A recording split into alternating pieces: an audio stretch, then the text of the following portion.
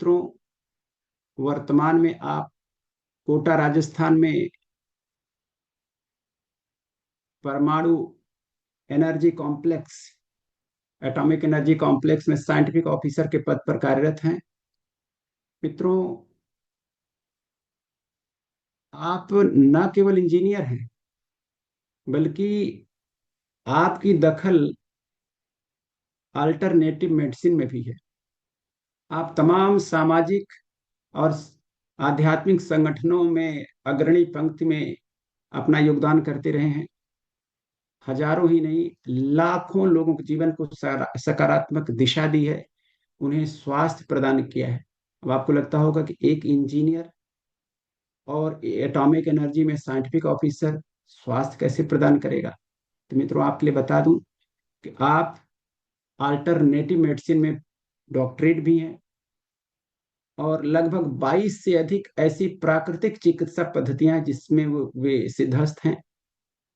उनके research paper अंतर्राष्ट्रीय journals में समय समय पर महत्वपूर्ण प्रेस्टिजियस जर्नल्स में प्रकाशित होते रहे हैं। उन्होंने अंतर्राष्ट्रीय लेवल पर लगभग 1900 से अधिक साइंटिफिक सेमिनार्स किए हैं और लोगों के इलाज करने में प्राकृतिक चिकित्सा के माध्यम से वो इतने सिद्धहस्त हैं कि लगभग 30,000 से अधिक सीरियस इल बीमार लोगों को उन्होंने सफलतापूर्वक इलाज किया है, उन्हें जीवन दिया है। और साथ में आप ये जान लीजिए कि उनकी सेवाएं इतना चर्चा में है कि भारत सरकार का जो पद्म श्री अवार्ड है उसके लिए भी कई बार उन्हें नॉमिनेट किया गया है। तो हम आज बहुत ही गौरवशाली महसूस कर रहे हैं कि इतना व्यापक भूमिका वाले व्यक्ति हमारे यहाँ गेस्ट स्पीकर हैं। हम बहुत ही अहोभाव फील कर रहे हैं और प्राणपण से आपका आभार व्यक्त कर रहे हैं। वो कोई और नहीं, श्री एमएल परिहार साहब हैं। और आप इतने विनम्र हैं कि जब मुझे पता चला कि वो किसी भी इलाज का कोई शुल्क नहीं लेते, तो मेरे अंदर का भाव और व्यापक होता चला गया कि वह न केवल साइंटिस्ट हैं, वह संत भी हैं। तो मित्रों, आपके लिए हम किन शब्दों का प्रयोग करें, शब्द कम पड़ जाते हैं। मैं यही कह सकता हूं मित्रों कि आज की प्यारी सुबह मुस्कुरा रही है। आज की प्यारी सुबह मुस्कुरा रही है। हवाओं में उजास और महक सी आ रही है। हवाओं में उजास और महक सी आ रही है। श्री परिहार सर, श्री परिहार सर, आपका आभार कैसे करूं। श्री परिहार सर, आपका आभार कैसे करूं। माइंडफुल मॉर्निंग फैमिली स्वयं को अक्षम पा रही है, स्वयं को अक्षम पा रही। तिन्हीं शब्दों के साथ मैं आगाज करूंगा। मंच और माइक अपने गेस्ट डॉक्टर एमएल परिहार साहब को सौंपना चाहता हूं कि आप आए और हमारे लोगों का दिग्दर्शन करें। और आज आप जल के रहस्यों पर प्रकाश डालेंगे, उसे प्रकाश डालें। Thank you sir. प्लीज, मंच और माइक आपका, डॉक्टर साहब। सभी को नमस्कार। परमादरणीय गुरुदेव श्री पीसी मौर्य जी, श्री पीके सिंह साहब, डॉक्टर एन वर्मा साहब, श्री एलसी लोढ़ा साहब एवं अन्य सभी प्रबुद्धजनों, देवतुल्य भाइयों, माता स्वरूपा बहनों, ये मेरे लिए अत्यंत सौभाग्य की बात है कि मैं आप लोगों के सामने मेरे आध्यात्मिक गुरु परम पूज्य गुरुदेव युग ऋषि पंडित श्री राम शर्मा आचार्य के प्रतिनिधि के रूप में विचार क्रांति अभियान स्वास्थ्य अभियान के तहत चर्चा के लिए मुझे मौका मिला है। आपका पिछले दिनों 10 दिन का हेल्दी गट प्रोग्राम मैंने अटेंड किया था और जब भी बीच बीच में समय मिल रहा है मैं अटेंड कर रहा हूँ। बहुत ही महत्वपूर्ण चर्चा श्री पीसी मौर्य जी के द्वारा और अन्य आमंत्रित वक्ताओं के द्वारा यहाँ की जाती रही है। और इसी कड़ी के अंदर मुझे पंच तत्व आधारित जल तत्व पर अपने विचार अभिव्यक्त करने का मौका मिला है।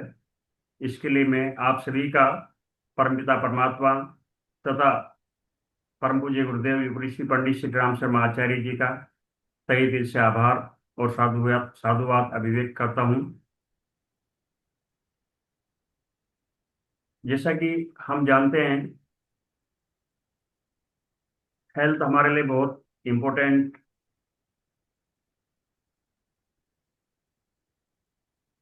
जस्ट ए मिनट में एक बार इसको शेयर कर लेता हूँ। जी। स्क्रीन दिखने लगा है? यस सर, थोड़ा फुल कर लीजिए पूरी स्क्रीन पे सर। हाँ। यस।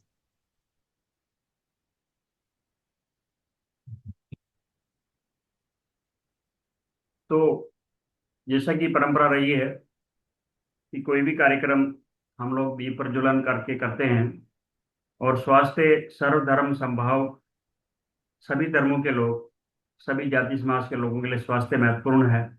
उसी तथ्य को मद्देनजर रखते हुए एक सर्वधर्म संभाव चिन्ह और एक दीपक का इस्तेमाल करते हुए हम प्रार्थना करते हैं। सर्वे भवन्तु सुखिनः, सर्वे सन्तु निरामया, सर्वे भद्राणि पश्यन्तु, माँ कश्चित् दुःखभाग् भवेत्। ओम शांति शांति शांति शांति। आप सभी को सुप्रभात। जैसा कि हम जानते हैं कि कोई भी चीज हम सीखना चाहते हैं तो उसके कुछ पैमाने हैं। किसी भी लिटरेचर को पढ़ करके हम उसके बारे में 10% जानकारी प्राप्त कर सकते हैं। किसी भी विषय पे हम ऑडियो सुन करके उससे दुगना, जो देखने की अपेक्षा पढ़ने की अपेक्षा जो है, दुगना जान जान सकते समझ सकते हैं। और हम उसको देखें भी सही और सुने भी सही तो हम 30% जानकारी प्राप्त कर सकते हैं। और यदि हम एक चीज को देखें भी और सुने भी सही तो हमें 50% जानकारी मिलती है। और यदि हम किसी विषय पे विचार विमर्श करें, चर्चा करें, तो 70% हमको जानकारी प्राप्त होती है। और यदि सुनी हुई, पढ़ी हुई, देखी हुई जानकारी को हम प्रायोगिक अनुभव करें तो 80%, 80% के लगभग हमको ज्ञान प्राप्त होता है। और यदि अपने प्रायोगिक अनुभव द्वारा अर्जित ज्ञान का यदि अन्य लोगों के साथ साझा करें तो 95% के लगभग एक्सपीरियंस शेयर हो सकता है। इसी ये जो यहाँ पे जो चर्चा की जाएगी वो प्रायोगिक तथ्यों के आधारित, यहाँ पे जो विषय प्रस्तुत किया जा रहा है ये सैकड़ों नहीं हजारों लोगों पे प्रायोगिक परीक्षण करने के बाद में संक्षिप्त तौर से इसका एक वो करेंगे। ये जो छोटा सा एक प्रेजेंटेशन रखा गया है ये लगभग 3 दिन का सेमिनार का पार्ट है, बट उसके बारे में एक हल्की सी सरफेस जानकारी आपके साथ साझा की जा रही है। हम जानते हैं कि स्वास्थ्य स्वास्थ्य क्या है। अर्थात अपने स्वयं में स्थित है, उसको प्रबंधित करना है। स्वास्थ्य रक्षा जो एक विषय आता है, अपने स्वयं में जो अवस्थित है उसकी रक्षा करना, जो स्वास्थ्य हमारा है उसको बचाए रखना, उसको प्रोटेक्ट करना। और दूसरा जो सब्जेक्ट आता है आरोग्य, आ प्लस रोग्य अर्थात रोग का आगमन, आरोग्य प्राप्ति अर्थात यदा कदा आने वाले रोगों का प्रबंधन करना, उसकी चिकित्सा व्यवस्था करना, उसके अनुसार हम अपने स्वास्थ्य को वापस पा सकते हैं। स्वास्थ्य को 3 आयामों में बांटा गया है। Physical body, physical health, mental health, social and spiritual wellbeing. हमारे शरीर में भौतिक रूप से कोई भी रोग नहीं हो, फोड़ा फुंसी नहीं हो, टूट फूट नहीं हो, किसी भी तरह का कोई भी व्यवधान नहीं हो, तो हम मानेंगे कि भौतिक रूप से हम स्वस्थ है। हमारे मस्तिष्क में जो विचार है उनको हम अन्य लोगों के साथ साझा कर सकें और अन्य लोगों के द्वारा साझा किए किए गए विचारों को हम समझ सके तो हम मानेंगे कि हम मानसिक रूप से भी स्वस्थ हैं। सामाजिक रूप से हमारी वजह से किसी भी समाज के लोगों को या परिवार के लोगों को कोई भी स्वास्थ्य संबंधित परेशानी नहीं आवे तो हम मानेंगे कि हम स्वस्थ हैं, सामाजिक रूप से स्वस्थ है। और हम फाइनली हम बोलते हैं कि आध्यात्मिक रूप से कोई भी वेल बीइंग, अपने समाज, अपनी जाति, अपने धर्म की तारीफ करें और अन्य समाज, अन्य जाति की, अन्य समाजों की जो धर्म की हम बुराई करें तो आध्यात्मिक रूप से हम वेल बीइंग नहीं हो सकते। हम धर्म हमको ये सिखाता है कि लिव फॉर अदर्स, दूसरे लोगों के लिए जीवें, और जन कल्याण, विश्व कल्याण के हित पे हम यदि जीते हैं तो हम आध्यात्मिक वेल बीइंग के रूप में भी हम माने माने जाएंगे कि हम स्वस्थ हैं। वैकल्पिक चिकित्सा पद्धतियों का जो प्रमुख सिद्धांत रहा है कि व्यक्ति की अपेक्षा रोगी की अपेक्षा व्यक्ति का इलाज किया जावे, तथापि आधुनिक युग के अंदर रोगियों का ही इलाज इलाज किया जा रहा है। तदनुसार उनका समग्र स्वास्थ्य का इलाज नहीं हो पा रहा है। उस पे वैकल्पिक चिकित्सा विशेषज्ञ पूरी तरह से ध्यान देते हैं कि एक रोग का इलाज करेंगे तो अन्य रोग बाद में उभरेंगे, या फिर यदि जो भौतिक शरीर का रोग का इलाज कर लिया तो मानसिक रोग उत्पन्न होंगे, और यदि इनका कॉम्बिनेशन नहीं बनाया तो सामाजिक व आध्यात्मिक रूप से भी रोग रह सकते हैं।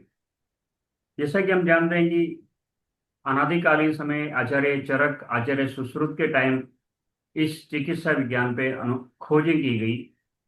उन्होंने ही उसका इन्वेंशन किया था।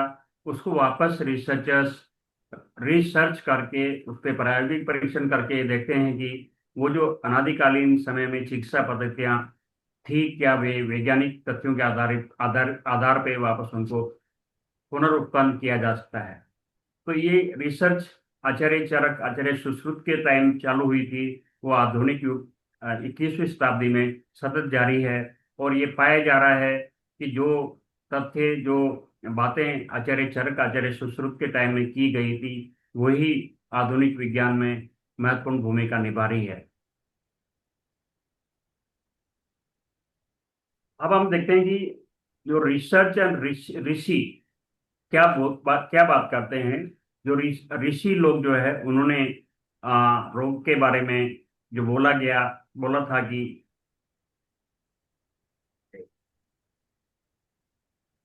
रोगों और बीमारियों के मुख्य कारण क्या है। उपवासम परमोस्तम, उपवासम लग्नम, उपवास सर्वश्रेष्ठ औषधि है, ये ऋषियों ने बोला है।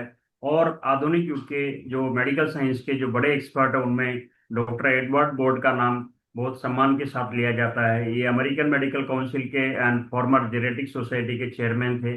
उनको जो पूछा गया कि अल्पायु में, आधुनिक युग में अल्पायु में मरने वालों के साथ भूलें क्या है, या अल्पायु में मरने वालों के कारण क्या है, तो डॉक्टर एडवर्ड बोर्ड ने 7 भूलें बताई थी जो कि आधुनिक युग के मनुष्य द्वारा की जा रही है। आहार संयम, अर्थात खान पान की आदतों में उसने बहुत सारे बदलाव कर लिए जिसके जिसकी वजह से वो अल्पायु में मर रहा है। परिश्रम या तो बहुत कम कर रहे हैं या बहुत ज्यादा कर रहे हैं। दिनचर्या उनकी अस्त व्यस्त है। नशेबाजी कर रहे हैं, काल्पनिक खुशी के लिए, खान पान के लिए भी वो नशेबाजी के तरफ जा रहे हैं।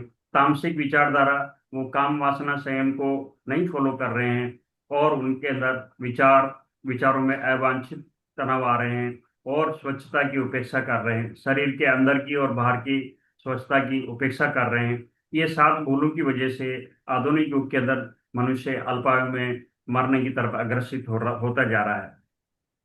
कहा गया है कि शारीरिक मानसिक स्वस्थता खुशहाली जो है आहार विहार पे ही निर्भर करती है। यदि आहार की बात करें तो ऋषि ने बोला है कि हमारे आहार के अंदर 78% लिक्विड होना चाहिए और 22% सॉलिड होना चाहिए। मगर आधुनिक युग के आहार विशेषज्ञों ने इस फॉर्मूले को उल्टा कर दिया। 22% लिक्विड एंड 78% सॉलिड। वो स्वाद को बढ़ाने के लिए उन्होंने इस फॉर्मूले को उल्टा किया, जिसकी वजह से स्वास्थ्य में बहुत सारी चुनौतियां आ रही है। और हम जो सांस लेते हैं, वो 1 मिनट में 12 से 16 बार सांस लेते हैं, और 1 मिनट के अंदर 40 लीटर हवा पर मिनट अंदर आवागमन होना चाहिए। और पानी की बात करें तो 4 से 6 लीटर पानी पीना चाहिए। ये जो बातें, जो आहार विहार का जो फॉर्मूला है, 78%, 22% प्राचीन काल के विद्वान ऋषियों का था। आधुनिक युग के अंदर इस पे जो डाइट्रिशियंस एंड न्यूट्रिशियंस है, वो भी स्वाद एंड स्वास्थ्य की बात कर रहे हैं, मगर फॉर्मूला रिवर्ट होने की वजह से हमारा जो डाइजेस्टिव सिस्टम, उसके अंदर बहुत सारा प्रभाव पड़ रहा है। और जो हवा ली जा रही है, वो प्राणायाम का जो तरीका बताया गया था, वो प्राणायाम का तरीका हम वापस अपने जीवन में नहीं फॉलो कर पा रहे हैं। और इन चीजों को देखते हुए आधुनिक युग के अंदर बहुत सारे विशेषज्ञ काम कर रहे हैं। मुझे अत्यंत प्रसन्नता है कि इस ग्रुप के अंदर आहार पे बहुत प्रभावशाली कार्य किया जा रहा है, और लोगों के स्वास्थ्य को प्रबंधित करने की दिशा में विशेष भूमिका निभाई जा रही है। हम यदि हमारे मानव शरीर की बात करें तो इस ये सृष्टि की सर्वश्रेष्ठ कृति मानव शरीर है। इसको फुल्ली ऑटोमेटिक मशीन के रूप में जाना जाता है। और ये देखिए कि आप पूरी तरह से क्रिस्टल क्लियर, पूरा का पूरा सिस्टम नीट एंड क्लीन दिखता है, मगर इसको हमने अपने आहार विहार, आचार विचार और व्यवस्थाओं की वजह से इसको बिगाड़ दिया है, जिसकी वजह से हम लोग बीमारी की तरफ बढ़ रहे हैं। स्वास्थ्य प्रबंधन के लिए अनादिकालीन समय से लेकर आधुनिक युग के अंदर जो चिकित्सा पद्धतियां हैं उनको तीन कैटेगरी में हम बात बांट सकते हैं कि एक स्वास्थ्य रक्षा के लिए की जाती है, कि जो हमारा सामान्य स्वास्थ्य है उसकी रक्षा किस तरह से करें, वो जो तकनीकें इस्तेमाल की जाती है उनको स्वास्थ्य रक्षा रक्षा चिकित्सा पद्धतियां बोलते हैं। और आरोग्य प्राप्ति अर्थात किसी जाने अनजाने कारणवश हम यदि रोग की चपेट में आ गए तो उन रोग और बीमारियों से उनका इलाज करने के लिए जो तकनीकें इस्तेमाल की जाती है। और इनमें भी आधुनिक युग की चिकित्सा पद्धतियां हैं, आयुष है, उसके अलावा जितनी भी चिकित्सा पद्धतियां हैं उनको वैकल्पिक चिकित्सा पद्धतियों के नाम से जाना जाता है। और इसके बाद में आता है आपातकालीन चिकित्सा सेवाएं या आपातकालीन चिकित्सा प्रबंधन। एक्सीडेंटल इंसिडेंटल कंडीशंस के अंदर व्यक्ति के स्वास्थ्य पे जो प्रभाव पड़ता है, तब जो चिकित्सा पद्धतियां इस्तेमाल की जाती है वो इमरजेंसी हेल्थ केयर या इमरजेंसी मेडिकल सिस्टम के रूप में जानी जाती है। रोगों का यदि हम वर्गीकरण करें तो दो श्रेणियों में बांटा जाएगा। एक आदि यानी कि मनोरोग, जो मानसिक मेंटल हेल्थ के रूप में जाना जाता है। व्याधि यानी कि शारीरिक रोग, जो कि हमारे फिजिकल बॉडी के लिए जाना जाता है। और जो मनोरोग है वो विचारों और तनावों की वजह से उत्पन्न होता है। जब यदि हम विचारों का प्रबंधन नहीं कर पाते तो मनोरोगों का सामना करना पड़ता है। और शारीरिक रोग जो है उसका यदि मुख्य कारण देखें तो खान पान, जीवन शैली या एक्सीडेंटल इंसिडेंटल कोई भी घटना दुर्घटना हो जाती है जिसकी वजह से शारीरिक रोग होते हैं। मनोरोगों को फिर फर्दर दो श्रेणियों में बांटा जा सकता है। सूक्ष्म शरीर संबंधित रोग, जिनको हम ऑर्गेनिक मेंटल डिजीज के नाम से जानते हैं, वे मनोरोग जिनका शारीरिक रोगों यथा मस्तिष्क की रक्त वाहिनी के रोग अथवा रक्त गठकों में परिवर्तन अर्थात डायबिटीज एवं एसिडोस, तेज बुखार एवं कैंसर आदि से संबंध है। 2 से 4% रोगी इस कैटेगरी में आते हैं जो कि सूक्ष्म शरीर संबंधित मनोरोगों से प्रभावित होते हैं। और इन बीमारियों को चिकित्सा के साथ साथ पूर्ण सौहार्दपूर्ण वातावरण के साथ इसको ठीक किया जा सकता है। दूसरी कैटेगरी में आता है सूक्ष्म क्रिया संबंधित मनोरोग अर्थात फंक्शनल डिजीज। वे मनोरोग जिनका शरीर से कोई प्रत्यक्ष कारण नहीं होता फिर भी व्यक्ति बीमार होता है। इस श्रेणी में 60 से 65% रोगी आते हैं। परम पूज्य गुरुदेव ने एक जगह पे लिखा है कि आधुनिक युग के मनुष्यों का यदि चिकित्सा पद्धतियों के आधार पे वर्गीकरण किया जाए, जो मेडिकल एनालिसिस करके जांच की जाए, यदि 100 लोगों का जांच की जाए तो उनमें लगभग 35% ऐसे लोग हैं जो बीमार हैं और अपना इलाज करा रहे हैं, उनकी चिकित्सा हो रही है। और रिमेनिंग 65% लोगों का फिर फर्दर एनालिसिस किया जाए तो ये पाया जाएगा कि 64% लोग किसी न किसी रोग से प्रभावित है, मगर ना वो इलाज करा रहे हैं और ना ही उनके इलाज की कोई व्यवस्था है। यदि ओवरऑल देखा जाए तो 100 लोगों में से एक व्यक्ति ऐसा पाया जाएगा जो कि स्वस्थ होगा, जो स्वास्थ्य रक्षा के ऊपर पूरा ध्यान दे रहा होता है। मगर यहाँ पे विचार करने की बात यह है कि 35% प्लस 64%, 99% लोगों का इलाज करने की या उनकी केयर करने की, देखभाल करने की जो जिम्मेदारी है वो लगभग 1% लोगों के ऊपर है। इसकी वजह से उनका स्वास्थ्य भी प्रभावित होता जा रहा है। शारीरिक रोगों को यदि बात करें तो जो उसमें खान पान, रहन सहन, आचार विचार की वजह से जो रोग होते हैं वो फिजिकल बॉडी में एक कैटेगरी में आते हैं। दूसरी कैटेगरी में स्थूल शरीर में कोई भी चोट लग जाए, इंसिडेंटल एक्सीडेंटल कंडीशन की वजह से कोई भी रोग उत्पन्न होते हैं।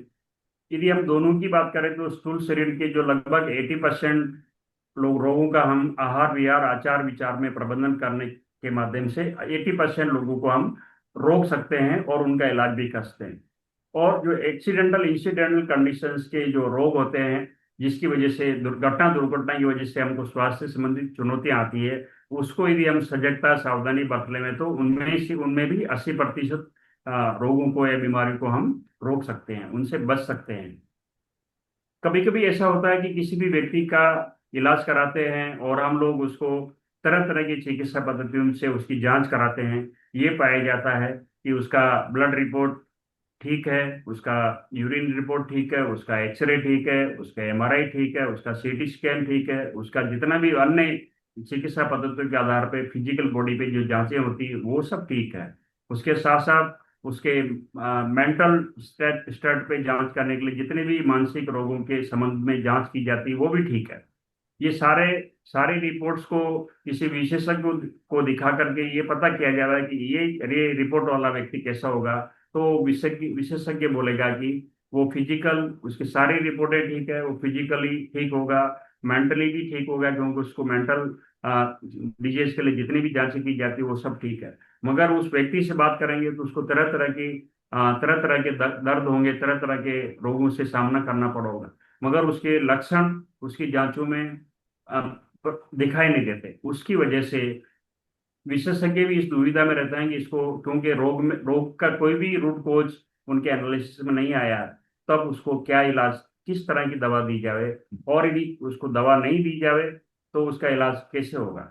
तब ऐसे समय में यदि इस तरह से मैं एक एग्जांपल दूं कि किसी व्यक्ति को गर्दन का दर्द है, और गर्दन के लिए उसका दर्द को पहले पता करने के लिए इनिशियल स्टेज में उसका ब्लड एनालिसिस करते हैं, उसका यूरिक एसिड देखा जाता है, वो ठीक है।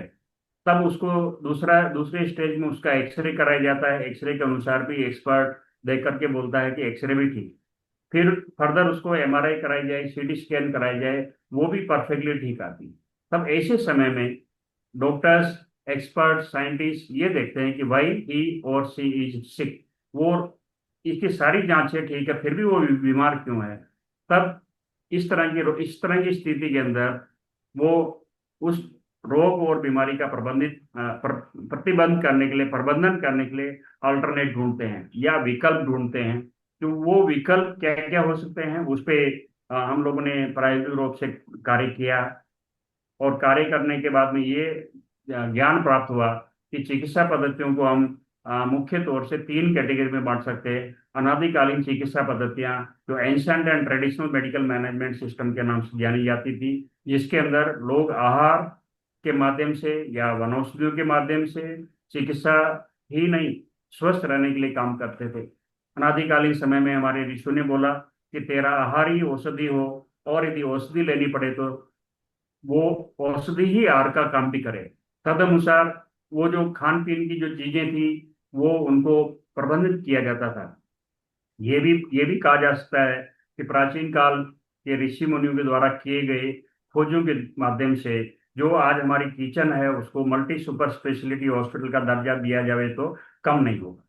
वो किचन में जितने भी कंटेंट्स है उनको यदि सिस्टमेटिक तरीके से इस्तेमाल करें तो हम पूर्ण रूपेण स्वस्थ रह सकते हैं। दूसरे लेवल पे आती है एलोपैथिक चिकित्सा पद्धतियां। जब अनादिकालीन चिकित्सा पद्धतियों की सीमाएं आने लगी तो एलोपैथिक चिकित्सा का विकास हुआ, और निसंदेह आज के समय में एलोपैथिक चिकित्सा पद्धति टॉप पे है। किसी भी तरह की घटना, दुर्घटना, एक्सीडेंटल, इंसिडेंटल और लाइफ थ्रेटनिंग डिसऑर्डर्स के लिए केवल हमको एलोपैथी के पास ही जाना चाहिए, क्योंकि एलोपैथी के पास ही केवल मेजरमेंट की टेक्निक्स है। उसके बाद में जो चीजें आती है वो विकल्प विकल्प के रूप में। एंशियंट टाइम में, अनादिकालीन समय में जो ट्रेडिशनल मेडिकल मैनेजमेंट सिस्टम था उसका विकल्प के रूप में एलोपैथी आई, और अभी लगभग 1990s के बाद में डब्ल्यूएचओ भी इसका विकल्प ढूंढ रहा है कि जो जाने अनजाने जो हार्मफुल इफेक्ट्स है उनको कम करने की आवश्यकता हो, और जिन रोगों को बिना दवा के ठीक रहने के लिए लोग सकते हैं उसके ऊपर काम किया जाए, लोगों को स्वास्थ्य पे जागरूक किया जाए, तो वो लोग ठीक रहेंगे। इस तरह से उन्होंने पूरे विश्व में जो भी प्राचीन कालीन समय से जो चिकित्सा पद्धति आती थी उनके बारे में जो लिस्टिंग किया है उसमें लगभग 115, 120, 135 टाइप्स की different type of alternative medical practices के बारे में जिक्र किया है। उनमें से 100 types of alternative medical practices को वैज्ञानिक परीक्षणों के आधार पर खरा पाया गया है।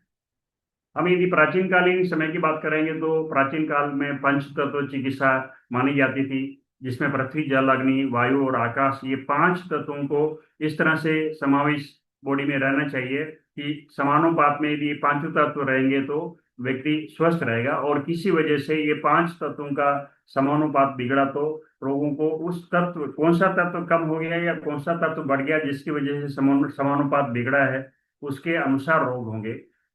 पांच तत्वों में से यदि हम सारे पांचों तत्वों को वैज्ञानिक तथ्यों पे, वैज्ञानिक परीक्षणों पे हम यदि साबित करना चाहें तो हम इनको पांचों तत्वों को साबित कर सकते हैं। उसके बाद में जब ये प्राचीन एंशंट मेडिकल प्रैक्टिसेस के बाद में लगभग 5,000 साल पहले जब आयुर्वेद की बात की गई, आयुर्वेद का यदि हम बात करें तो जो हम रामायण में पढ़ते हैं कि रावण रावण के आने से पहले ये पूरा का पूरे पंच तत्व आधारित नेचुरल मेडिकल सिस्टम था। मगर रावण ने जितने विशेषज्ञ थे उनको बोला कि मेरे पास इतना समय नहीं है या मैं इतना तरह तरह के जतन नहीं कर सकता हूँ, अतः जितनी भी औषधियां हैं उनका कॉम्बिनेशन बना करके ऐसा व्यवस्था कर दी जाए कि लोग कम प्रयास में अपने स्वास्थ्य को ज्यादा प्रबंधित कर सके। तो पांच तत्व थे। पांच तत्वों का आयुर्वेद ने तीन दोषों के रूप में अभिव्यक्त किया कि वात पित्त कफ। यहाँ पे फॉर्मूला जो लिया गया था वो पांच तत्वों को तीन तत्वों में कन्वर्ट करने की कोशिश की गई। पांच को यदि बांटेंगे तो तीन हो नहीं सकता, इसलिए वात तत्व में वायु और आकाश की व्यवस्था की गई, और अग्नि तत्व में पित्त और जल की व्यवस्था की गई, और कफ तत्व में पृथ्वी और जल की व्यवस्था की। यहाँ गौर करने वाली बात यह है कि जल तत्व ही एक ऐसा तत्व था जिसको दो स्थानों में लिया गया, और ये भी बताया गया कि वात तत्व वाला जो एरिया है वो हमारे लंग्स एंड चेस्ट एरिया से लेकर के हेड एरिया तक रहता है, और जो पित्त तत्व की बात करेंगे वो हमारे स्टोमक एरिया में माना गया है, और जल तत्व जो है स्टोमक लोअर एब्डोमेन से लेकर के घुटने के ऊपर तक के एरिया में जल तत्व का प्रतिनिधित्व माना गया है। और पैरों में और हाथों में कंधे से लेकर के हमारे अंगुलियों तक का एरिया जो है वो कफ तत्व में माना गया है। अब यदि हम ये गौर करें कि जो पंच तत्वों का संबंध कहाँ से हुआ, जिस तरह से अभी ये बोल सकते हैं कि मेरा इस ग्रुप से जो जानकारी हुई, श्री पीके सिंह साहब और अब श्री लोढ़ा साहब एक साथ एटॉमिक एनर्जी में काम करते थे, वो दोनों मित्र थे। उन्होंने ही आपका ग्रुप के बारे में उनको शेयर किया, लोढ़ा साहब ने मुझे शेयर किया। तो ऐसा लगता है कि ये ग्रुप में मैं काफी टाइम से जुड़ा हुआ हूँ। यदि हम बात करें कि जल तत्व के साथ में हमारा संबंध कैसे है, तो हमारा जन्म माँ के गर्भ में साल्टी वाटर में हुआ है। तदनुसार साल्ट और वाटर ऐसे दो तत्व है जो हमारे जन्म से पहले के रिश्तेदार हैं। तो उसका यदि हम इस्तेमाल करेंगे तो हम हमारे स्वास्थ्य को प्रबंधित कर सकते हैं। यहाँ पे ये एक छोटा सा गौर करने वाली बात है कि यदि ये माँ के घर में बच्चे का फोटोग्राफ है और ये हमारे कान का फोटोग्राफ है, कान के फोटोग्राफ की यदि हम रिफ्लेक्सोलॉजी की बात करें तो ये पूरा front to front, back to back, जिस तरह से आप जानते हैं कि किसी भी व्यक्ति का कोई भी चीज के बारे में कोई भी डांटता है तो वो कान कान पकड़ के थोड़ा सा ऐसे यहाँ पे दबाता है। तो कान पकड़ के दबा देने से यहाँ पे रिमोट कंट्रोल के माध्यम से ये जो यहाँ पे कोई भी स्टिमुलेशन करेंगे तो ह्यूमन ब्रेन के अंदर एक्टिवेशन बढ़ता है, तद अनुसार उसकी याददाश्त बढ़ती। तो मैं आपको ये बोल सकता हूँ कि इस तरह से दोनों हाथों को ऐसे करके अंगुलियां पीछे रहेगी, अंगूठा आगे रहेगा, और कान को ऊपर से नीचे तक यदि आप मालिश करते हैं तो 1 मिनट तक का समय ऊपर से नीचे तक मालिश करेंगे तो मैं ये बोल सकता हूँ कि जो तथ्य मिले हैं उसके आधार पे कोई भी व्यक्ति केवल 1 मिनट यदि अपने लाइफ के लिए स्पेयर कर दे, बाकी चीजों को रेगुलेट नहीं करे, तो भी यहाँ से समग्र स्वास्थ्य प्रबंधन की व्यवस्था हो सकती है। इसके साथ साथ यदि कोई व्यक्ति ऐसे क्रोस में करके इनको ऐसे स्टिमुलेट करता रहे और 1 मिनट के अंदर जो आदमी की उम्र 40 साल से कम है वो 16 बार उठ बैठ कर ले, और जिसकी उम्र 40 साल से ऊपर है वो आ, 8 बार उठ बैठ कर लेवे, तो उसका ब्रेन सुपर ब्रेन की कैटेगरी में आ जाएगा और उसके सारे के सारे 11 एनर्जी सेंटर्स एक्टिवेट हो। ये इस अकेली स्लाइड के अंदर लगभग एक दिन का पूरा साइंटिफिक सेमिनार होता है। तो आप इस पे बहुत ध्यान देवें और इसका इस्तेमाल करेंगे, आप अपना समग्र स्वास्थ्य प्रबंधन इस तकनीक से कर सकते हैं। हमारे बीच में एक बहुत दो डॉक्टर हमारे हमारे शरीर में लगातार हमारे साथ में चलते हैं। एक जो दो आंखों आंखों की पुतलियां हैं उसके अंदर कोई भी किसी बिना कारणवश यदि कोई कचरा चला गया या कोई धुआं चला गया या धूल चलेगी तब उसमें कोई भी निशान होए तब बात अलग है, बट बिना कचरे के, बिना धूल के, बिना धुएं के भी आपकी आंख के सफेद पोर्शन में कहीं भी यदि कोई भी दाग धब्बा आ रहा है, यदि यहाँ दाग कोई दाग धब्बा आ रहा है तो ये समझ लीजिए कि आपके मस्तिष्क में प्रभाव हो रहा है। यदि यहाँ आ रहा है तो ये समझ लीजिए कि आपके किडनी में या यूरिनरी सिस्टम में कोई भी रोग चालू हो गया है। यदि यहाँ आ रहा है तो आप समझ लीजिए आपको हार्ट में कोई भी रोग उत्पन्न हो रहा है। इस एरिया में आ रहा है, ऊपर के एरिया में आ रहा है थोड़ा थोड़ा, तो ये समझ लीजिए कि आपके लार्ज इंस्टेंटाइन में प्रॉब्लम हो रही है। इस एरिया में आ रहा था छोटी आंख में, इसमें आ रहा था। इस तरह से ये बोलना चाह रहा हूँ कि यदि आपकी आंख की बात करें, जो आंख आप जब भी आप कांच कांच के सामने जावें तो आपके आंख का कलर जरूर देख लें, और आंख में कोई दाग धब्बे आ रहे हैं तो उसको प्रबंधित करने की काम करें। तो ऐसा करने से आपके शरीर में कोई भी रोग, या आपके शरीर में और मस्तिष्क में कोई भी रोग या बीमारी शुरू होने से पहले ही उसका प्रबंधन कर सकते हैं। इस स्लाइड के ऊपर भी एक फुल डे की कॉन्फ्रेंस होती है। मैंने मुंबई में एक इसकी कॉन्फ्रेंस की थी भाभा एटॉमिक रिसर्च सेंटर में। उसके बाद में एक साइंटिस्ट के सन ने यूएस के अंदर इसके ऊपर एक पीएचडी, इस टॉपिक के ऊपर पीएचडी की है। तो आप इसके ऊपर भी ध्यान दें। इसको प्रबंधित करने के लिए आप ऐसा जोर से अंगुलियों हाथों को रगड़ कर ऐसा खोखला बना करके या आंख के ऊपर रखेंगे, तो इसको पामिंग जिस तरह से आप योगा मेडिटेशन में लॉन्ग प्रैक्टिसेस के बाद में उठ करके करते हैं, यदि आप इसने फुल रगड़ के यदि 1 मिनट में 3 बार इसकी पामिंग कर ली, तो ये समझ लीजिए कि ये 1 मिनट में की गई एक्टिविटी आपके लगभग 3 घंटे नींद के द्वारा आपकी आंखों को जो विश्राम मिलता है उतना विश्राम मिल सकता है। ये जल तत्व की बात करें तो यहाँ पे जब भी आप आपके शरीर में जल तत्व का प्रबंधन कभी भी बिगड़ेगा तो सबसे पहले यहाँ दिखाई देगा। और यहाँ दिखाई देगा तो हमारे हमारे बॉडी के अंदर इस तरह की सिस्टम है कि वो आंख की तरफ पानी का फ्लो बढ़ाती है, जिसकी वजह से आंखों की क्लींसिंग होती है, और जो कोई भी अफेक्ट आ रहा वो धीरे धीरे करके न्यूट्रलाइज हो जाता है। उसके लिए और साइंटिफिक सपोर्ट देना चाहें तो आप जब भी नहाएंगे आपके मुंह में पानी भरा रहना चाहिए। पानी भरा रखें और नहाते रहें, और थोड़ी देर में उस पानी को यदि आप होल्ड नहीं कर पाए तो उसको फेंक दें, दूसरा पानी भर लें। यदि इतना कर लेंगे तब भी आप पूरी तरह से स्वस्थ रह सकते हैं। इसके साथ साथ जब भी आप वॉश बेसिन के पास में जावें या जब भी आप बाथरूम की तरफ जावें, थोड़ा सा मुंह में पानी भर के और आंखों के ऊपर थोड़े छींटे लगाएंगे तो आप पूर्ण रूपेण स्वस्थ रह सकते हैं। तो इस पे आप अच्छी तरह से काम करें। और कंपैरिजन कुछ कुछ अभी इस तरह के कुछ चार्ट्स भी आते हैं कि उस चार्ट से आप कंपेयर कर सकते हैं। नहीं तो आप अपने आप कोई भी इस पे मत मत ज्यादा दबाव डालिए कि कौन से एरिया में क्या हो रहा है, कौन से एरिया में क्या हो रहा है। केवल आपकी आंख का जो सफेद पोर्शन है वो सफेद रहना चाहिए, सफेद जक रहना चाहिए। ऐसा होगा तो आप पूर्ण रूपेण स्वस्थ रहेंगे। और सबसे पहले यहाँ प्रबंध दिखाई देगा निशान, और इस निशान को यहाँ से खत्म कर दिया तो ये आप समझ सकते हैं कि कोई भी गंभीर बीमारी जो आपके शरीर में उत्पन्न हो रही थी उसका अलार्म यहाँ आया था, और उसको वापस रीसेट कर सकते हैं और बिल्कुल फाइन टेक्निक से कर सकते हैं। और यदि फिर फ्यूचर बात करें तो ये जो हमारे हाथ के यहाँ पे जो वी नोचेज है, यहाँ पे इसके रिमोट कंट्रोल के रूप में मिरर इमेजिंग सिस्टम है। यहाँ पे थोड़ा थोड़ा स्टिमुलेशन करेंगे तो उसको आप धीरे धीरे करके ठीक कर सकते हैं। कुछ पानी के ऊपर बात करें तो जापान के कुछ वैज्ञानिकों ने ये देखा कि प्राचीन भारत के लोगों ने पंच तत्व चिकित्सा पे काम करते थे, और आयुर्वेद के विद्वानों ने उसको 3 तत्वों में, 3 दोषों में कन्वर्ट कर दिया वात पित्त कफ के अंदर। जैसा कि आपको मैंने पहले बताया कि जल तत्व 2 बार आया था, तो वैज्ञानिक लोग ये समझना चाह रहे थे कि जल तत्व को ही 2 बार क्यों लिया, और जल तत्व को 2 बार लिया तो इसका कारण क्या है। इसका मैं एक आपको उदाहरण बता दूं कि यदि मान लो एक 100 ग्राम का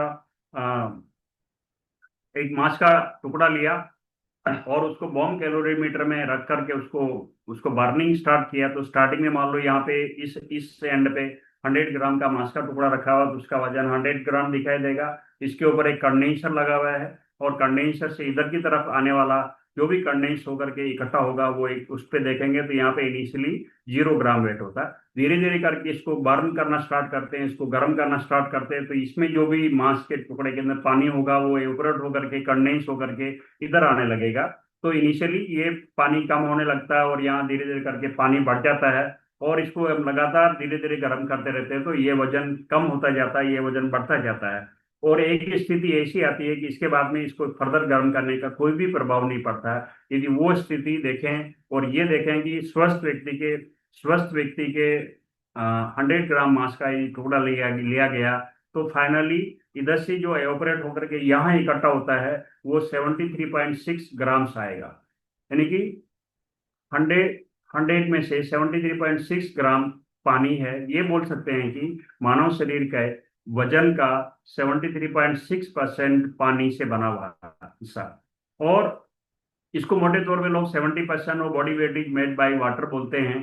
तो ये एक एक्सपेरिमेंट से इसको साबित किया जा सकता है। इस तरह से भी मानव रक्त का 100 मिलीलीटर सैंपल लिया, उसको भी इसी तरीके से गर्म करना स्टार्ट किया, तो धीरे धीरे करके इसमें जो वाटर कंटेंट होंगे इधर इकट्ठे होते जाएंगे, और वहां पे हम पाएंगे कि 90% पानी इधर आ जाता है कंडेंस होकर के। तो ये कहा जा सकता है कि मानव रक्त के, स्वस्थ व्यक्ति के मानव रक्त के अंदर 90% आयतन पानी से बना हुआ है। इसी तरह भी हम ब्रेन की बात करें, ब्रेन का भी इस तरह से एक्सपेरिमेंट करेंगे तो हम ये पाएंगे कि हमारे मस्तिष्क के अंदर 98% पानी है। अर्थात ये बोल सकते हैं कि हमारे मस्तिष्क का 98% भाग पानी, वजन पानी से बना हुआ है। और ये बोल सकते हैं कि हमारे मस्तिष्क का वजन कितना, तो हमारा वजन जितना है उसको 50 से डिवाइड कर लें, उतना आपका वजन आएगा, मस्तिष्क का वजन आएगा। माना कि एक व्यक्ति का वजन 50 किलो है, और उसके मस्तिष्क का वजन हम निकालना चाहें तो 50 डिवाइडेड बाय 50, अर्थात वो 1 किलोग्राम है। 50 से कम होगा तो किसी भी व्यक्ति का मस्तिष्क का वजन 1 किलोग्राम से कम होगा, 50 ज्यादा होगा तो 1 किलोग्राम से ज्यादा होगा। मगर वैज्ञानिक तथ्य ये बताते हैं कि किसी भी व्यक्ति का मस्तिष्क का वजन कम हो चाहे ज्यादा हो, क्षमताएं उसके बराबर ही रहती हैं। तो अब हम यहाँ पे थोड़ा सा, ये एक गौर करने वाली बात है कि हमारे देश भारत के अंदर जलम जीवनम, जल ही जीवन है, जल बिन सब सून, और जल को सर्वश्रेष्ठ माना गया है, और जल को पवित्र स्थान पे रखा जाता है, पवित्रीकरण भी जल से किया जाता है। और जब भी बड़े बड़े कार्यक्रम होते हैं, जब भी धार्मिक अनुष्ठान होते हैं, तो एक जल का एक शक्ति कलश स्थापित किया जाता है, और कार्यक्रम के बाद में जल का सिंचन लोगों के ऊपर किया जाता है। तो विद्वानों ने, वैज्ञानिकों ने देखा कि जल को इस तरह की महत्व क्यों दी जा रही है, उस पर क्या परीक्षण कर सकते हैं। तो परीक्षण करने का उद्देश्य ये था कि जल पे कोई प्रभाव पड़ता है कि नहीं पड़ता है। तो वैज्ञानिक तथ्य ये भी बताते हैं कि जल, जो पानी जो है, वो हाइड्रोजन एंड ऑक्सीजन का एक कंपाउंड है। और हाइड्रोजन और ऑक्सीजन की भी हम मैग्नेटिक प्रॉपर्टी की बात करें तो हाइड्रोजन की मैग्नेटिक प्रॉपर्टी डायमैग्नेटिक है, जो कि मैग्नेटिक फील्ड के अपोजिट जाएगी, और ऑक्सीजन की मैग्नेटिक प्रॉपर्टी पैरामैग्नेटिक है, जो कि मैग्नेटिक फील्ड की टॉर्च है। तो किसी भी तरीके से भी मैग्नेटिक फील्ड को यदि देखें तो वो वाइब्रेशन से प्रभावित होता है, फ्रिक्वेंसी से डिपेंड करता है, देन एनवायरमेंट के अफेक्ट भी उसके अंदर।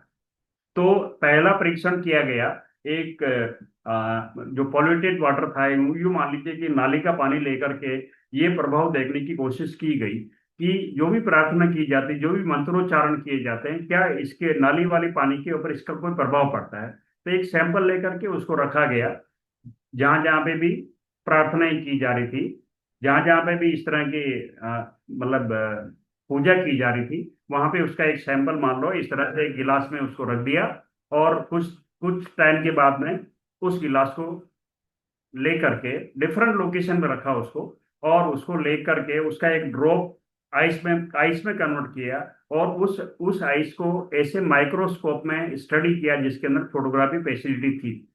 तो ये प्रभाव देखने के लिए एक सैंपल स्टैंडर्ड रखा गया, जिसको अंदर कोई भी किसी भी तरह का ट्रीटमेंट नहीं दिया गया। दूसरे सैंपल्स को डिफरेंट लोकेशंस पे रखा गया, और ये जानने के लिए कि प्रार्थना चाहे हिंदू कर रहे हो, चाहे मुसलमान कर रहे हो, चाहे सिख कर रहे हो, चाहे ईसाई कर रहे हो, चाहे जैन कर रहे हो, वो प्रभाव देखे गए। और एक स्टैंडर्ड सैंपल की भी आइस का एक ड्रॉप का एक आइस बनाया गया, और जो डिफरेंट लोकेशन में जो प्रार्थना कर रहे थे वहां के पानी को भी वापस ला करके उसका भी ड्रॉप का आइस बनाया गया। तो ये पाया गया कि जो पोल्यूटेड वाटर का जो स्टैंडर्ड सैंपल, जिसको कहीं भी नहीं रखा गया था, उसका क्रिस्टल स्ट्रक्चर इस तरह के आया था फोटोग्राफ के अंदर। और उसी पानी को डिफरेंट लोकेशन में प्रेयर करने के दौरान वापस लेके आने के बाद में उसका क्रिस्टल स्ट्रक्चर ऐसा आया। और ये भी पाया गया कि यदि प्रार्थना संस्कृत में की जा रही थी, क्योंकि संस्कृत में फ्रीक्वेंसी का वेरिएशन बहुत ज्यादा होता है, अप्स डाउन्स बहुत ज्यादा होता है, जिसकी वजह से वो क्रिस्टल स्ट्रक्चर ऐसा आया। अब ये देखा गया कि पानी जो है प्रार्थना के वातावरण की वजह से अपनी क्रिस्टल स्ट्रक्चर को चेंज करता है। वाटर, पानी के बारे में कहा जा रहा है कि पानी की भी मेमोरी है, पानी चीजों को याद रखता है, और पानी चीजों से प्रभावित होता है। और इसी वजह से प्राचीन भारत के विद्वानों ने उसको हर जगह पे उच्च स्थान दिया, पूजा पाठ में, धर्म यज्ञ अनुष्ठानों के अंदर उसको शक्ति कलश के रूप में स्थापित किया, और जल जल को देवता के रूप में प्रतिपादित किया। और वैज्ञानिकों ने यह पाया कि बिना किसी प्रभाव के ऐसा था। इसको यदि केमिकल ट्रीटमेंट किया जाता है, इसका मैकेनिकल ट्रीटमेंट किया जाता है, इसको फिल्टर से निकाला जाता है, तब भी उसका स्ट्रक्चर लगभग इसके आसपास आता। और इसको डिफरेंट लोकेशन से प्रेयर करने पे तो ये पाया, इसका उद्देश्य ये था कि जैसा कि मैंने आपको बताया कि मानव शरीर के वजन का 73.6% वजन पानी से बना है। मानव रक्त का 90% आयतन पानी से बना हुआ है। मानव मस्तिष्क का 98% वेट पानी से बना हुआ है। और ये जो पानी बॉडी के अंदर है, इसके ऊपर भी प्रभाव होने चाहिए। जब यदि प्राकृतिक रूप से पॉल्यूटेड वाटर नाली के पानी पे ये प्रभाव यहाँ प्रार्थना के स्थान पे रखने से पा सकते हैं, तो डॉक्टर मसरू इमोटो करके एक वैज्ञानिक है जिन्होंने जापान में इस पे बहुत सारी खोजें की है। और उन्होंने ये बोला कि मैं आपको ये नहीं बोलता हूँ कि आप प्रार्थना करने के लिए जाएं, मैं आपको ये भी नहीं बोलता हूँ कि आप पूजा करने के लिए मंदिर मस्जिद चर्च गुरुद्वारे में जावें, मगर कभी समय मिले तो ऐसे स्थान पे जाके बैठ जावें जहाँ पे लोग प्रार्थना कर रहे हैं या करते थे। तो वहाँ के वातावरण की वजह से आपके शरीर में जो पानी पंच तत्वों आधारित जल तत्व आइदर बॉडी के मसल्स के रूप में है, बोन्स के रूप में है, ब्लड के रूप में है या ब्रेन के रूप में है, उसके क्रिस्टल स्ट्रक्चर में जो भी पॉल्यूशन आया हुआ है, जो उसके अंदर विकृतियां आई हुई है, उसके ऊपर प्रभाव होकर के उसका क्रिस्टल स्ट्रक्चर चेंज हो जाएगा। और यदि ऐसा कर लिया तो आपके स्वास्थ्य में स्वतः ही प्रबंधन हो जाएगा। इस पे हमने कुछ एक्सपेरिमेंट किए तो ये पाया कि ये ऐसा कैसे एक्सपेरिमेंट यदि हम हॉस्पिटल में करें, जहाँ पे ऑपरेशन थिएटर की बात करें, तो हम जानते हैं कि जब भी कोई व्यक्ति बीमार होता है तो बीमार होकर के वो हॉस्पिटल में जाता है तो सबसे पहले प्रार्थना स्टार्ट करता है। तो ये आप भी कर सकते हैं, प्रार्थना करें ना करें मगर प्रार्थना वाले स्थान पे जावें। इस पे फर्दर एक्सपेरिमेंट किए कि एक नॉर्मल पानी का सैंपल लेकर के डीजे के पास में जो हाई हाई लाउड नॉइज वाला डीजे चल रहा था, डिस्को डांस जैसा म्यूजिक चल रहा था, तो उसका स्ट्रक्चर स्टडी किया तो ऐसा आ रहा था। और पानी को क्लासिकल म्यूजिक के पास रखा गया, जहाँ पे आप जानते हैं कि म्यूजिक को एक थेरेपी के रूप में, अभी अभी कल परसों के रोज एक भाई साहब बता रहे थे कि म्यूजिक किस तरह से हेल्थ के रूप में काम करता है। तो म्यूजिक थेरेपी के अंदर यदि बहुत अच्छा जो हाई क्वालिटी का म्यूजिक चलता रहे, उस पे पानी को रखा जावे तो उसका क्रिस्टल स्ट्रक्चर ऐसा आ रहा था। और क्रिस्टल स्ट्रक्चर भी जब classical ancient classical Indian music चलाया जा रहा था तो उसका क्रिस्टल स्ट्रक्चर इंप्रूव हो रहा था। पानी के बारे में एक और तथ्य भी देखा गया कि किसी भी जब हम भी कभी भी हमारे अपनों क्योंकि झगड़ा होता है तो हमेशा जान पहचान वालों में, मित्रों में ही होता है या रिश्तेदारों में होता है। और आवेश में आकर के हम किसी को बोलते हैं कि मैं तुम्हें मार दूंगा, तुम्हें काट दूंगा या तुम्हें उठा के फेंक दूंगा, ऐसा बोलते हैं। तो पानी को भी ऐसा करके बोल के देखा गया। तो पानी को बोला गया कि मैं तुम्हें मार दूंगा, और उस पानी का सेम मेथोडोलॉजी से उसकी आइस जमाई गई बूंद की और उसका स्ट्रक्चर स्टडी किया गया तो ऐसा आ रहा था। और जिस तरह से हम कभी लोगों को बोलते हैं I love you, I like you, you are very handsome, you are very good for me, तो ऐसे टाइम में पानी को हाथ में लेकर के उसको कहा गया कि मैं तुम्हें प्यार करता हूँ क्योंकि तुम मेरे जन्म से पहले के रिश्तेदार हो, क्योंकि मेरा जन्म माँ के गर्भ में साल्टी वाटर में हुआ और तुम्हारी वजह से हुआ, तो मैं तुम्हें बहुत प्यार करता हूँ। ऐसा करके यदि मैंने ऐसा बोला और इसका यदि एक बूंद लेकर के उसका क्रिस्टल का आइस बना करके उसको स्टडी करेंगे तो वो ऐसा उसका क्रिस्टल स्ट्रक्चर आएगा। तो इसलिए हमारे देश के अंदर जल को दृष्टि दे करके, जल को मंत्र के आधार पर मंत्र अभिमंत्रित करके जल को पिया जाता था। तो इस पे बहुत अच्छे रिजल्ट आ रहे हैं, इसका भी आप इस्तेमाल करें। पानी हमारे शरीर में क्या क्या काम करता है उनकी एक लिस्टिंग की गई है। क्लीनर एंड क्लींसर, बाहर से हम हमारे शरीर को जो साफ सफाई करते हैं, नहाते धोते हैं, उससे हमारी बॉडी की क्लीनिंग होती है। और जो पानी हम पीते हैं उससे अंदर इंटरनल क्लींसिंग होती है, ताकि हम हमारा अंदर की बॉडी के अंदर पानी को रिप्लेस करते रहें। पानी हमारे शरीर में ट्रांसपोर्टर का काम करता है। पानी चाहे वो रक्त के रूप में हो चाहे मसल्स के रूप में हो, वहां पे लगातार ऑक्सीजन, कार्बन डाइऑक्साइड एंड दूसरे तत्वों का ट्रांसपोर्टेशन होता रहता है।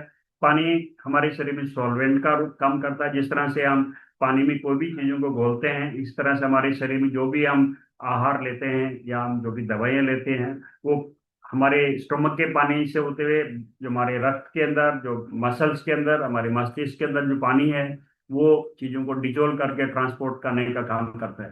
पानी हमारे शरीर में कूलेंट के रूप में काम करता है। आप देखिए कि जब कोई भी व्यक्ति बुखार से पीड़ित होता है, हॉस्पिटल जाता है, वो पैरास्टामोल या जो भी जितना भी टैबलेट देंगे, टैबलेट से काम नहीं हो रहा था, इंजेक्शन दे रहे हैं, फिर भी काम नहीं होता, तो फाइनली वो बोलते हैं कि कोल्ड मॉपिंग की।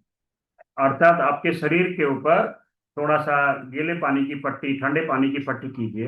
तो ये यहाँ पे पानी जो है हमारे शरीर में कूलेंट का काम कर रहा है। हमने कुछ एक्सपेरिमेंट किए कि यदि कोई भी व्यक्ति जब बुखार में पीड़ित है तो उसको यदि 2 गिलास पानी, 3 गिलास पानी पिला दिया जावे, 3 गिलास पानी अर्थात लगभग 1 लीटर पानी नॉर्मल टेम्परेचर का पिला दिया जावे, और बॉडी का टेम्परेचर 37 डिग्री सेंटीग्रेड से ऊपर या 98.6 डिग्री फ़ारेनहाइट से ऊपर है, ओवरऑल यदि पानी हम कंज्यूम कर रहे हैं उसका टेम्परेचर नीचे है। अपन साइंटिफिकली जानते हैं कि 1 लीटर पानी का टेम्परेचर 1 डिग्री सेंटीग्रेड बढ़ाने के लिए उसको 1 किलो कैलोरी हीट देनी पड़ेगी, जब जाके उसका टेम्परेचर 1 डिग्री बढ़ेगा। और यदि एक पानी का टेम्परेचर 1 डिग्री डाउन करना है, 1 लीटर पानी है तो उसमें से 1 किलो कैलोरी एनर्जी बाहर निकालनी पड़ेगी, तब जाके उसका टेम्परेचर डाउन आएगा। तो जब हमारे शरीर का तापमान बढ़ा हुआ है और उसमें हमने यदि 25 डिग्री सेंटीग्रेड का पानी पी लिया, तो अब ये 37 डिग्री से 25 डिग्री यानी कि 12 डिग्री टेम्परेचर नीचे लेके आना पड़ेगा। यदि 12 डिग्री टेम्परेचर नीचे लेके आने के लिए जो भी हीट बॉडी में से निकाली जानी चाहिए, उस पानी को गर्म करना पड़ेगा। 12 डिग्री तक गर्म करने के लिए यानी कि 12 किलो कैलोरी एनर्जी उसको सप्लाई करनी पड़ेगी। तो वो जो बॉडी का हीट बढ़ाने में जो एनर्जी काम हो रही थी वो उस पानी को गर्म करने में लग जाएगी, तो बॉडी का टेम्परेचर नीचे आ जाएगा। एंड उसको यदि स्लो जेंटल शावर के अंदर रख दिया जाए तो और फर्दर नीचे आ सकता है। पानी हमारी बॉडी में लुब्रिकेंट का काम करता है। हमारी बॉडी लुब्रिकेंट के रूप में केवल पानी को ही समझती है। कोई लोग सोचेंगे कि मेरे जो जॉइंट चल रहे हो घी खाने से, तेल खाने से चल रहे हैं, उससे बिल्कुल नहीं चल रहे हैं। हमारे शरीर में यदि पर्याप्त मात्रा में पानी होगा तो लुब्रिकेंट वाटर जेल के रूप में काम करेगा, पैकिंग मटेरियल के रूप में काम करता है। हमारी बॉडी में ये पूरी बॉडी में डिफरेंट एरिया की जो पैकिंग हो रखी है वो पानी की वजह से, बॉन्डिंग की वजह से हो रखी है। पानी को शॉक एब्जॉर्बर के रूप में भी यदि जो झटके लगते हैं, जो जर्स लगते हैं, उसको एब्जॉर्ब करने का काम पानी करता है। पानी हमारी बॉडी में बेस्ट पेन मैनेजर का काम करता है। जहां कहीं भी दर्द हो रहा है, ये इस बात को इंडिकेट करता है कि उस पर्टिकुलर एरिया में पानी की कमी होगी, जिसकी वजह से वो सेल को फैन दर्द आ रहा है, सेल के अंदर और सेल के बाहर पानी की जो ओशियंस है वो कम हो गए, तब दर्द आएगा। वो दर्द पानी की कमी को इंडिकेट करता है। आपको जैसा कि मैंने बताया कि मसल्स के अंदर 73.6% पानी होना चाहिए। यदि वो पानी कम हो गया तो मांसपेशियां सिकुड़ने लगेगी तो जॉइंट्स के ऊपर सिकुड़न आएगी, उसकी वजह से वहां पे आपको अकड़न जकड़न वाला दर्द आएगा। तो पानी को बेस्ट पेन मैनेजर के रूप में हम इस्तेमाल कर सकते हैं। वेस्ट मैनेजर, जो भी हमारे शरीर में हमारी बॉडी के पार्ट्स, डिफरेंट पार्ट्स में, डिफरेंट एरियाज के अंदर जो भी अपशिष्ट जनरेट होते हैं, वो ब्लड के अंदर पानी जो है वो उसको डिजोल्व करके, क्योंकि वो बेस्ट सॉल्वेंट है, वो डिजोल्व करके वो ले आता है। आइदर वो किडनी के थ्रू निकालता है, नहीं तो वो हमारे ब्रीदिंग के साथ निकालता है या पसीने के साथ से निकालता है। एंड पानी हमारे शरीर में बेस्ट डाइल्यूटर है, पतला करने वाला है, और बेस्ट डायूरेटर है।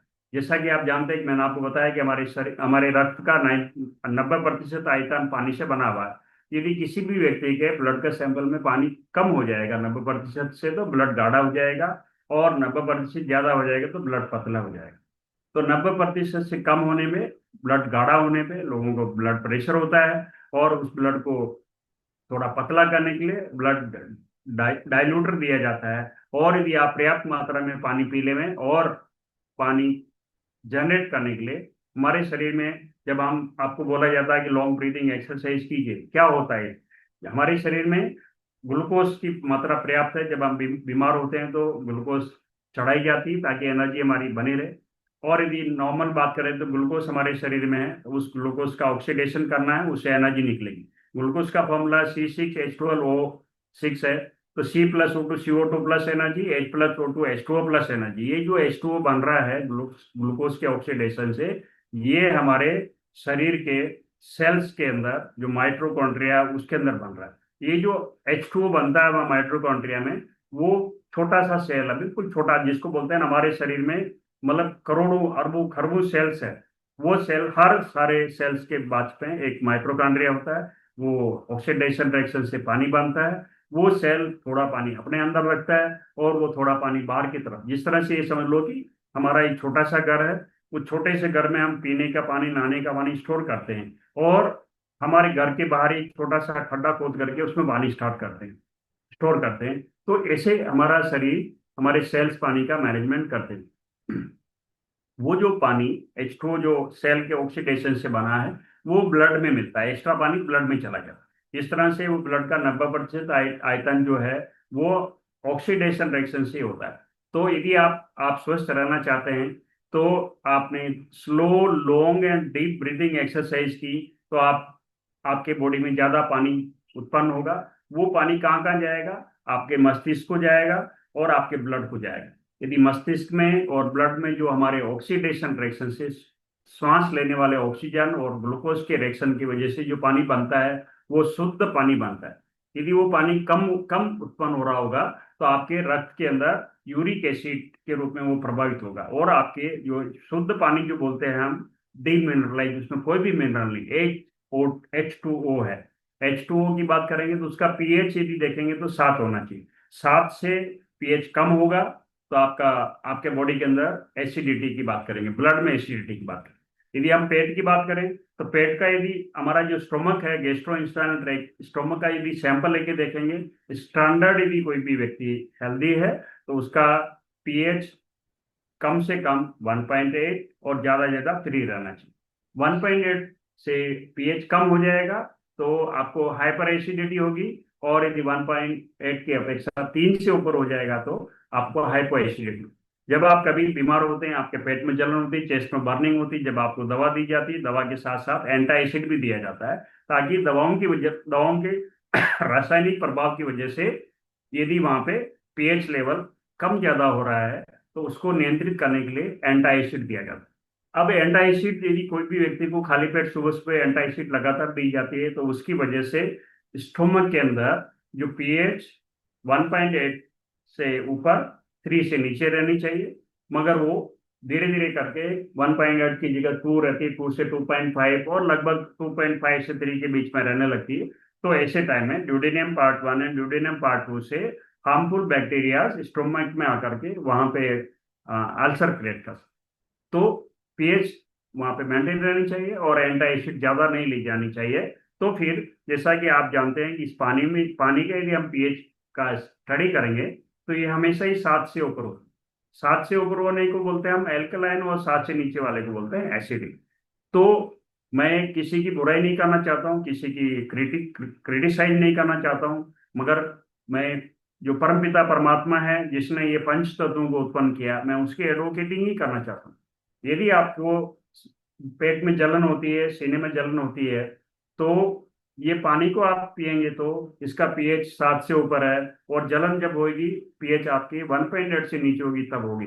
जैसे ही ये पानी अंदर जाएगा, वहां पे उसका पीएच जहां पे भी होगा वहां से उठ करके 1.8 से ऊपर आ जाएगा, तो आपका एसिडिटी नियंत्रित हो जाएगा। और जब कभी आप बीमार होते हैं, आपकी बॉडी में सूजन आ जाता है, तो फिर आपको डॉक्टर ब्लड डाई यूरेटर देता है, यानी कि यूरिन के माध्यम से आपकी बॉडी में जो एक्स्ट्रा वाटर एक्मुलेटेड हो गया वो बाहर जाता है।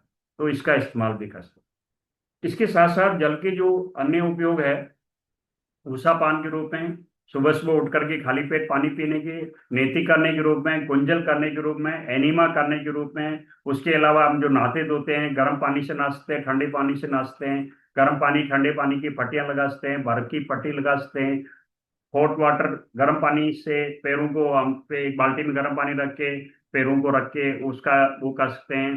देन ठंडा गर्म स्नान, एक बार ठंडे पानी से नहाए, एक बार गर्म पानी से नहाए, उसको टर्किश बात बोलते हैं, उसकी थर्मल शॉक लगता है तो हेल्थ हमारी मेंटेन हो जाती है। इसके अलावा हमारे रीढ़ की हड्डी के डिफरेंट बात है, उसको भी हम इस्तेमाल कर सकते हैं रीढ़ की हड्डी में पानी दे करके। इसके अलावा एक ऑटो यूरिन थेरेपी है, कि अपने खुद के बॉडी वाटर, जिसको शिवाम्बू के रूप में जाना जाता है, जहाँ पे हम कुंडलिनी की बात करते हैं, वहां पे हमारा यूरिन ब्लैडर होता है, उसमें से जो पानी निकलता है वो प्योर ब्लड का पार्ट होता है। ब्लड के अंदर जो भी वेस्ट है या यूरिया है, उसको निकालने के लिए यूरिन पास करते हैं, उस यूरिन को भी रिसाइकल करने का भारतीय ऋषियों ने बोला है। और भगवान शंकर ने दाम्र तंत्र के अंदर शिवाम्बु चिकित्सा के नाम से इसका जिक्र किया है, इसका भी आप इस्तेमाल कर सकते हैं। यदि आप बीमार हैं तो डिफरेंट कलर की बोतलें ले करके उसमें पानी भर के उसको सूर्य की रोशनी से चार्ज करके उसको एज ए मेडिसिन इस्तेमाल कर सकते हैं। यदि आपको, देखिए आपके शरीर में कोई भी दर्द है, आपके ब्लड सर्कुलेशन सिस्टम से कोई रिलेटेड प्रॉब्लम है, आपके शरीर के किसी भी पार्ट में नमनेस है, पैरालिसिस हो गया है, या सांस लेने वाली बीमारियां हैं, या पेट पाचन संस्थान की कोई बीमारी है, या आपके बॉडी में सेल्स जनरेट होने की कोई सेल सेल रिलेटेड कोई प्रॉब्लम है, या अलर्टनेस है, सेल्फ कॉन्फिडेंस कम है, तो ये मान के चले कि आपके शरीर में 7 रंगों में से एक रंग, लाल रंग की कमी होगी। हमारे शरीर में जिस तरह से सूर्य की रोशनी से इंद्रधनुष बनता है, वो इंद्रधनुष का जो कलर है वो हमारी शरीर में, हमारे शारीरिक और मानसिक स्वास्थ्य में उसका बहुत महत्वपूर्ण योग है। ये सूर्य किरण चिकित्सा हमारे देश के अंदर अनादिकालीन समय से ही थी। हम सौभाग्यशाली हैं कि हमारे यहाँ पे 365 डेज सूरज दिखाई देता है, तथापि बहुत सारी कंट्रीज में सूरज दिखता ही नहीं। लोग 200 200 300 किलोमीटर जाकर के उसका सूरज का लाभ लेते हैं। तो यदि ऐसा हो, यदि आपको कोई भी इस तरह की कोई बीमारियां हैं, तो लाल रंग आपकी बॉडी को चाहिए।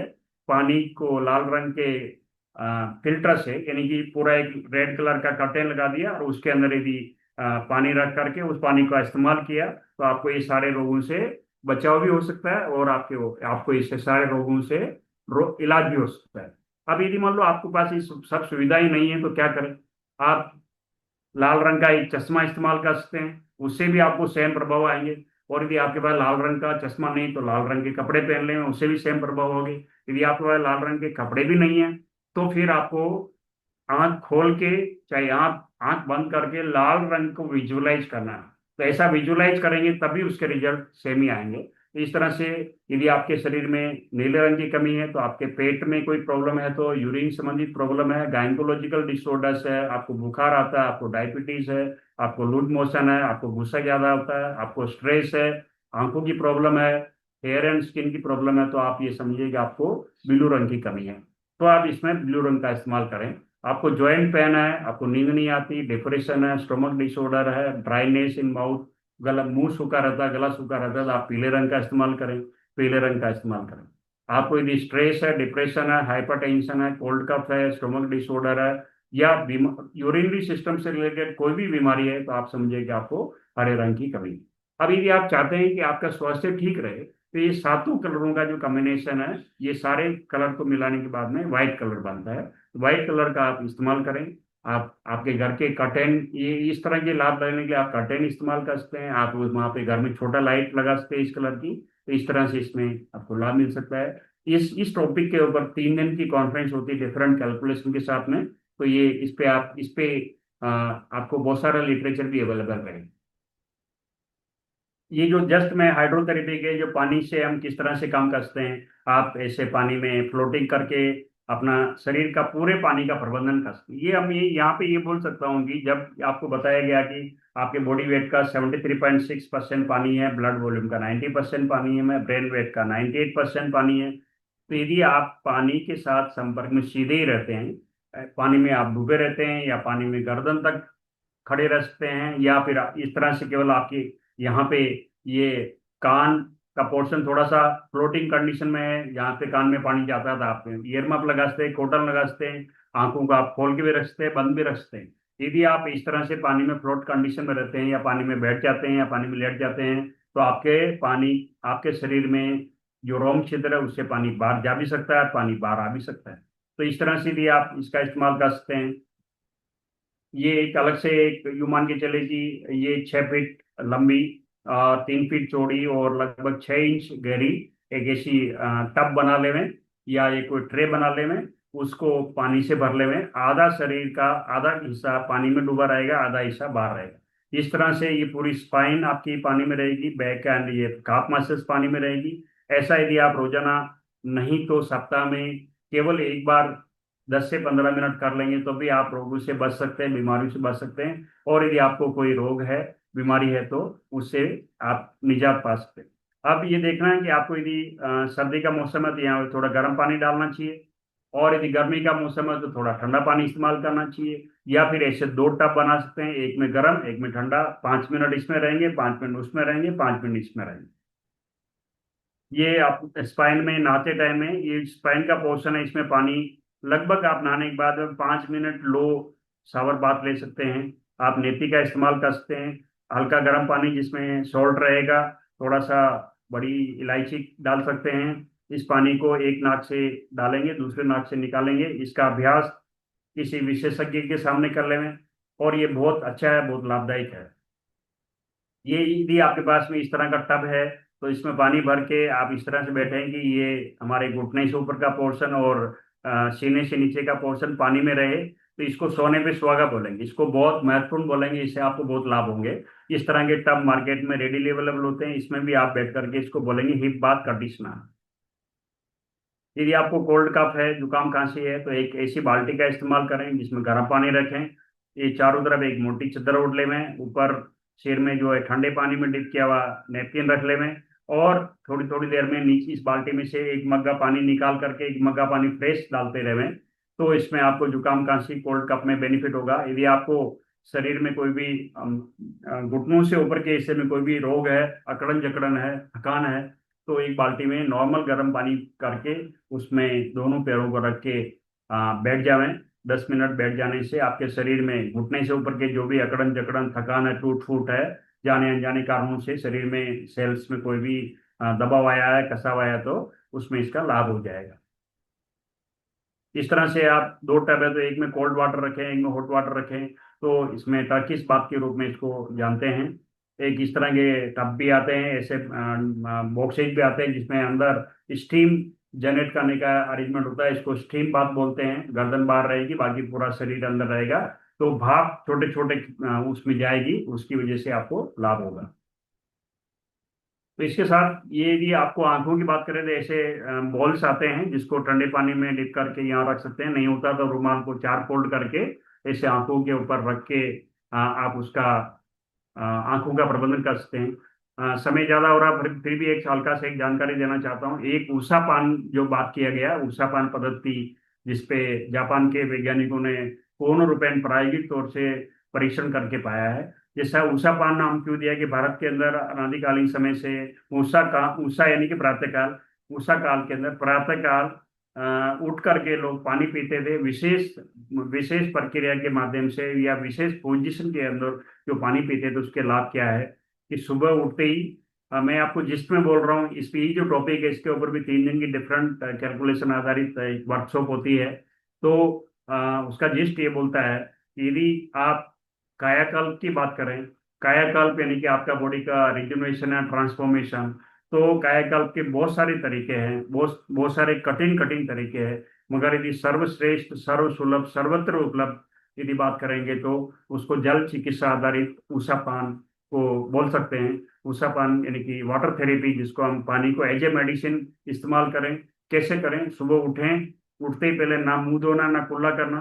यदि आपका वजन 60 किलोग्राम, 60 किलोग्राम से कम है, तो आपको 1 लीटर पानी, अर्थात ऐसे ऐसे 4 गिलास पानी आपको 3 गिलास पानी ऐसे पीना है। यदि आपका वजन 60 किलोग्राम से कम है। यदि आपका वजन 60 किलोग्राम से ज्यादा है तो इसे 4 गिलास पानी पीना है, और पानी बैठ के पीना है, मुंह लगा के पीना है। आप जानते हैं कि एक कोई भी आदमी 1 गिलास पानी तो पी लेता है ऐसे ही, और यदि थोड़ा हिम्मत करे तो दूसरा गिलास पानी भी पी सकता है। हल्का सा चहलकदमी करते हुए, मतलब विद इन 2-3 मिनट 1 गिलास पानी और पी सकता है। यदि मेरी बात करें तो मैं आपको कभी भी किसी भी अवस्था में 4 से 5 गिलास पानी आसानी से बिना किसी रुकावट के पी सकता हूँ, और पी के आराम से होल्ड कर सकता हूँ। तो कैसे पी सकते हैं? थोड़ा आप, क्योंकि आपको लगेगा कि पानी जाएगा कैसे, तो हमारा जो अमाशय है वो उसकी साइज जो है उसका 24 सेंटीमीटर लंबा है, और 8 सेंटीमीटर डाया की स्ट्रेचेबल बैग है जिसकी कैपेसिटी लगभग 4 से 5 लीटर होगी। यदि 4 लीटर पानी या 4 लीटर के आराम बराबर का कोई भी खाना लोग खाते हैं, आप देखते हैं बहुत से लोग जो डिफरेंट तरह के खान पीन करते हैं, हमने उस पर एनालिसिस करके देखा तो 4 लीटर आराम से उसके अंदर चला जाता है, और वो पूरी तरह से खाली रहता है। तो ना मुंह धोना ना कुल्ला करना, सीधा ही पानी पीना है। पानी पीने के बाद में आप 45 मिनट तक कुछ भी खाए पिए नहीं। 45 मिनट के दौरान आप ब्रश कर सकते हैं, नहा धो सकते हैं, योगा मेडिटेशन कर सकते हैं, पूजा पाठ कर सकते हैं। 45 मिनट के बाद में आप कुछ भी खाएं, आपको किसी भी तरह की कोई समस्या नहीं आएगी। केवल इतना मात्र यदि आप करें, ये करने से पहले आपका ब्लड यूरिन एनालिसिस कर लें, और 15 दिन बाद में आप ब्लड यूरिन का एनालिसिस करेंगे तो आप पाएंगे कि आपके बॉडी में ट्रमेंडस चेंज आ गया। केवल मात्र आपका वजन 60 किलोग्राम से कम है तो 3 गिलास पानी पीना, यानी कि 1 लीटर पानी, और 60 किलोग्राम ज्यादा तो आपको 1.25 लीटर पानी पीना, अर्थात 4 गिलास पानी पीना है। केवल ये करने से आपका कायाकल्प 47 डेज में हो जाता है। 47 डेज में आपकी बॉडी का जो पानी है, चाहे वो ब्लड में है, चाहे मसल्स में है, चाहे ब्रेन में है, वो रिप्लेसमेंट हो जाता है, रिप्लिंस हो जाता है। तो आप इसका इस्तेमाल कर सकते हैं। तो समय बहुत रह गया उसके लिए, ये समय आपको पे बैक होके आएगा, रिफ्लेक्ट होके आएगा। और अब आपका कोई सवाल है तो कुछ सवाल हम ले सकते हैं। थैंक यू सर, बहुत बहुत धन्यवाद सर आपका। ये स्क्रीन सर अगर हटा देंगे तो शायद ज्यादा लोग दिखेंगे, प्लीज सर, हाँ, थैंक यू एक सर। मिनट, एक मिनट।